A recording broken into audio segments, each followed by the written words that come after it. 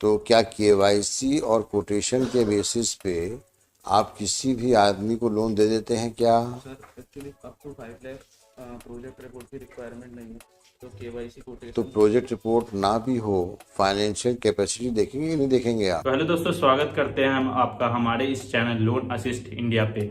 आज से इस चैनल पे आपको लोन से रिलेटेड सारे कंटेंट देखने मिलने वाले हैं। आपकी जितनी भी प्रॉब्लम हुए लोन से रिलेटेड सारी खत्म होने वाली है, सारी सॉल्व होने वाली है। अगर आपने लोन रिपेमेंट नहीं किया है, रिकवरी एजेंट आते हैं, तो सारी आपको इस चैनल पे आपको डिस्कस किए जाएंगे। आप बस अपना कमेंट जा करके बता दीजिए आपको क्या प्रॉब्लम हो रही है। तो आज की इस वीडियो में हम लोग बात करने वाले हैं, एक व्यक्ति ने बैंक से लोन लिया था और वो केस वहां पे उनका चला गया कोर्ट में, और वहां पे जज ने क्या जजमेंट दिया, क्या हुआ, सारी इस वीडियो में हम लोग डिस्कस करने वाले हैं।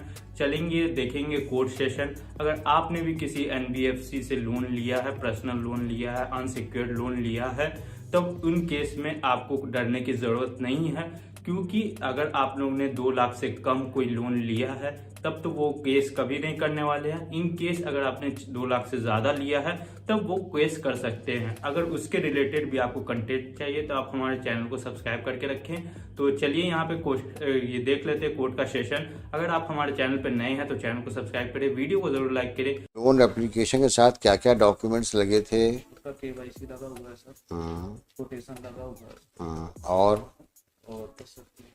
तो क्या केवाईसी और कोटेशन के बेसिस पे आप किसी भी आदमी को लोन दे देते हैं क्या? Sir actually up to 5 lakh project report की रिक्वायरमेंट नहीं है, तो केवाईसी तो कोटेशन। प्रोजेक्ट रिपोर्ट ना भी हो, फाइनेंशियल कैपेसिटी देखेंगे कि नहीं देखेंगे आप? सर वो देखा था उस आदमी की फाइनेंशियल पोजीशन क्या है।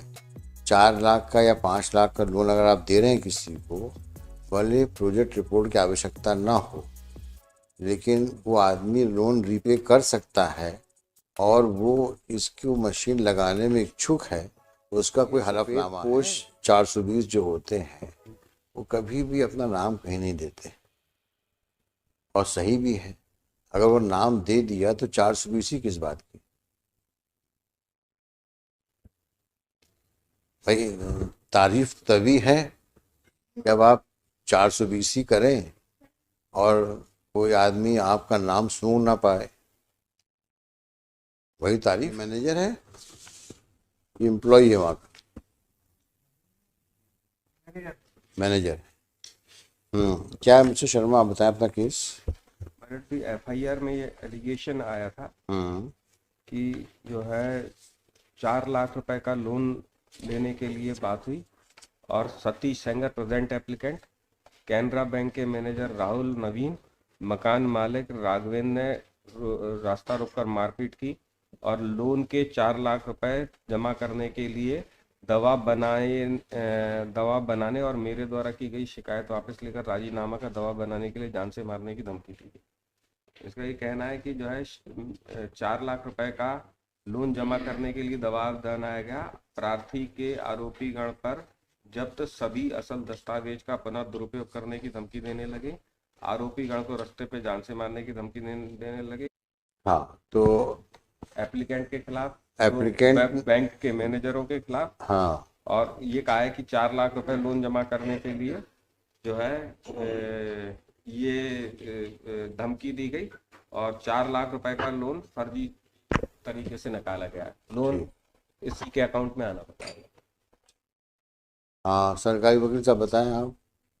ये डॉक्यूमेंट लेने के बाद बैंक से लोन पास कराते हैं, उसके बाद उसको अपने खाते में ट्रांसफर करा देते हैं, जिसमें कि भगवती ट्रेडर्स वगैरह की कोटेशन बना के देते हैं और इनकी लगातार क्रिमिनल हिस्ट्री है। सेम नेचर के इनकी और भी ऑफेंस हैं।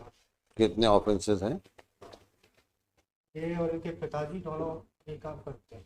अच्छा, एक क्राइम नंबर 729/20, 294, 323 का है, 669/20, धारा 406, 420, 409/20, फिर उसमें 376 2M, 376, 342, 294, 323 का है, फिर 305 सिग्नेचर 420, 406 का है। अच्छा, कितने हो गए? 6? 4 केस। 4 केसेस। और आप किसके लिए हैं? जी लॉर्डशिप, फरियाद। क्या कहना है आप? लॉर्डशिप क्या है कि पुलिस में आरक्षक हैं, सतीश जो इसकी प्रेजेंट एप्लीकेंट है, जो बेल जिसकी है, हाँ ये सतीश आरक्षक हैं और लॉर्डशिप इनके पिता हैं दिलीप सिंह। 2 FIR लॉर्डशिप इसमें लॉज हैं, लॉर्डशिप कनेक्टेड। दूसरा केस भी इसी का है, 35 नंबर भी जो है इसके पिता का है। अच्छा तो दिलीप सिंह सेंगर इसके पिता हैं और ये सतीश वो है लॉर्डशिप आरक्षक है। दिलीप सिंह सेंगर ने एक इसी तरह का लॉर्डशिप फ्रॉड किया है लॉर्डशिप, वो भी उसमें ये सतीश मुलजिम है। और उसकी सतीश में उस केस में लॉर्डशिप जो है कोऑर्डिनेट बेंच में उसकी 438 जो है विड्रॉ हो चुकी है लॉर्डशिप। जी इसी आधार पर कि 669 प्रकरण क्रमांक जो है इनके खिलाफ और पंजीबद्ध है और ये इसी तरह के हैबिचुअल हैं। 7 लाख का लोन लॉर्डशिप उसमें लेना इनके इनने अपने एक भगवती ट्रेडर्स करके इनकी फर्म है उसके नाम पे ट्रांसफर कराया पैसा लॉर्डशिप, और एक और सोलंकी है उनके नाम पे पैसा ट्रांसफर कराया। और इसमें भी लॉर्डशिप यही स्थिति है कि ये फर्म के कोटेशन लगाते हैं लॉर्डशिप, उसके नाम पे पैसा ट्रांसफर करा लेते हैं और संबंधित को पैसा नहीं पहुंचता लॉर्डशिप। अच्छा। और ये बैंक का कौन आदमी आया? अबे दिखाओ भाई, लोन अकाउंट दिखाओ, किसके नाम पे लोन तुमने दिया? सर ये गोपाल जाटव के नाम से लोन दिया था सर। अच्छा, तो डीडी इशू किया था अकॉर्डिंग टू कोटेशन। कोटेशन किसने दिया आपको? कोटेशन गोपाल जाटव ने सबमिट किया था। अच्छा, आपको लोन डॉक्यूमेंट साइन किसने किए? गोपाल जाटव ने सर साइन किए।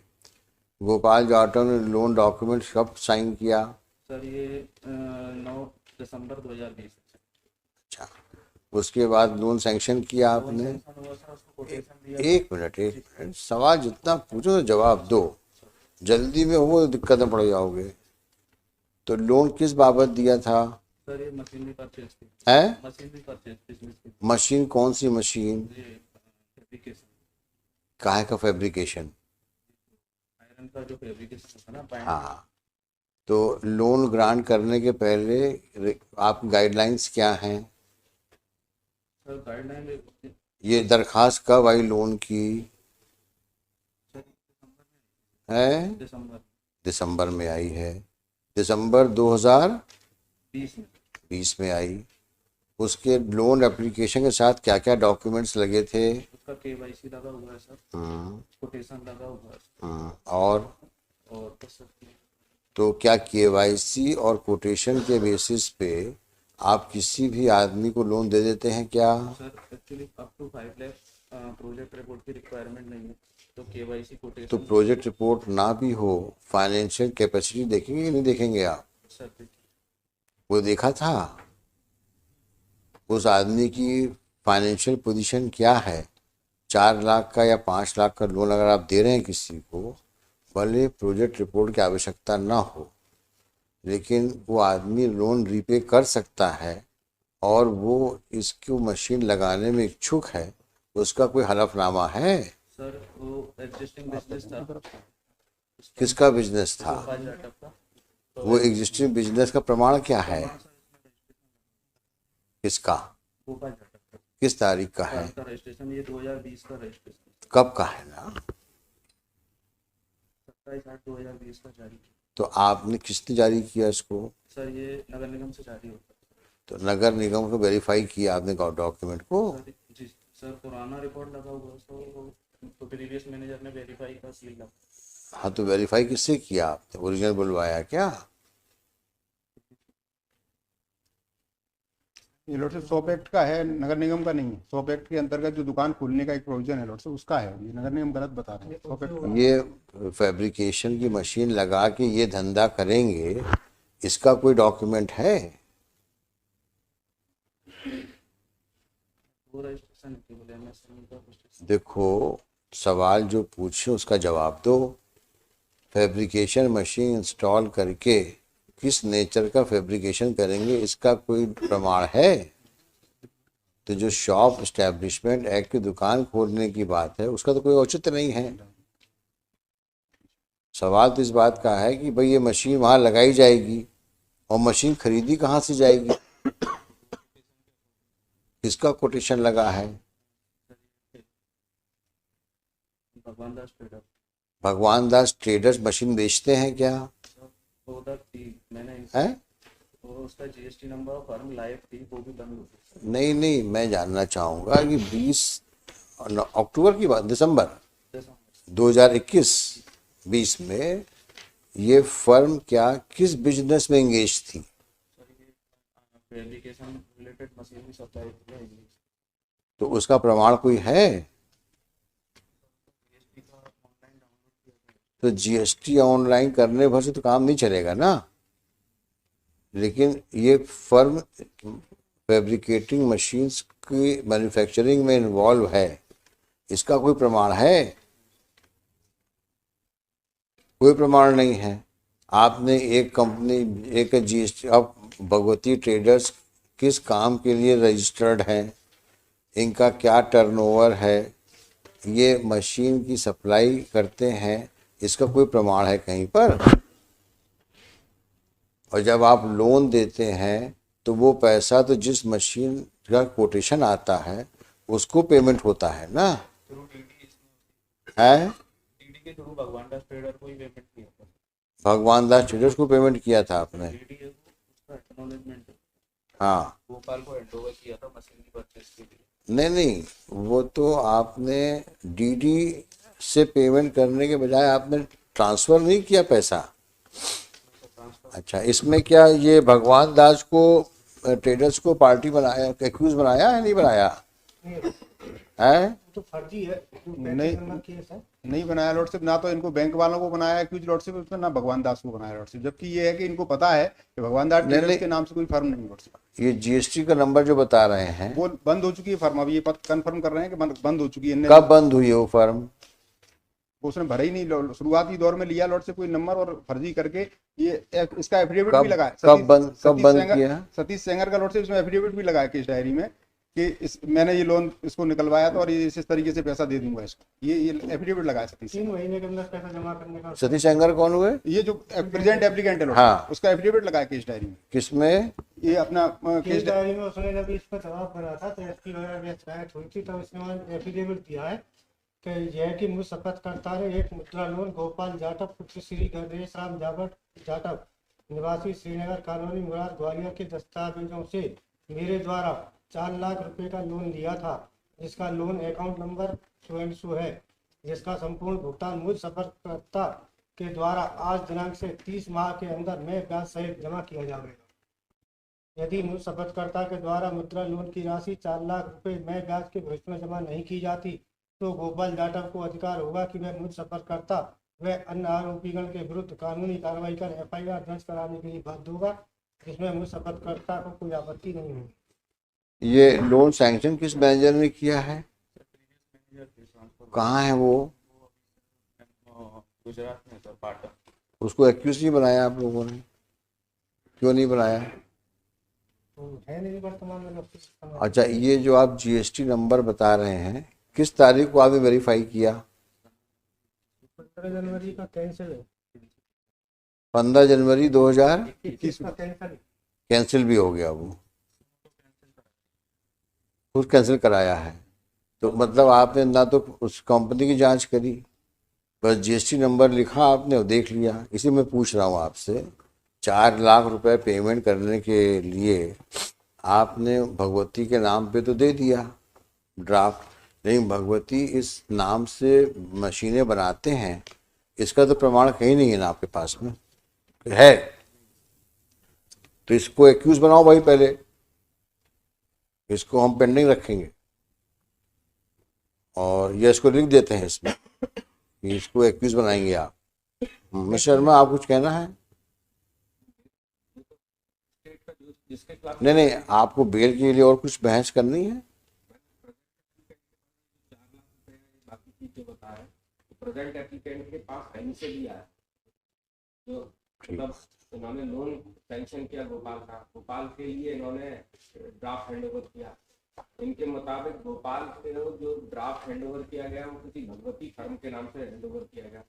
उस भगवती का और प्रेजेंट एप्लीकेंट का कोई भी नेक्सस रहा क्योंकि उसका जो ड्राफ्ट दिया गया होगा उस ड्राफ्ट पे उस अकाउंट में जमा हुआ होगा, उसके वो अकाउंट किसके नाम से था, उस अकाउंट का ऑर्डर ये फर्म भगवती उसका प्रोपराइटर कौन था, उस प्रोपराइटर का मुझसे क्या लेना देना था, या उस प्रोपराइटर के अकाउंट से कोई राशि मेरे अकाउंट में आई गई हो, ऐसी कोई भी मैटर इनोसेंट है। जो लॉर्डशिप वो अच्छा, बैंक के मैनेजर साहब ये बताओ कि इस आदमी का कहीं सिग्नेचर है? इसको डीडी हैंडओवर किया था, उसका एक्नॉलेजमेंट। किसको? गोपाल नहीं, गोपाल नहीं, सतीश सेंगर को। ये तो साफ सुथरा इंसान, शरीफ आदमी है, नहीं लगा हुआ है। अपने हाथ में कुछ नहीं है। ये इसकी जो कनेक्टेड केस है 35 नंबर, भाई ये सफ़ेद पोश 420 जो होते हैं वो कभी भी अपना नाम कहीं नहीं देते, और सही भी है। अगर वो नाम दे दिया तो 420 ही किस बात की।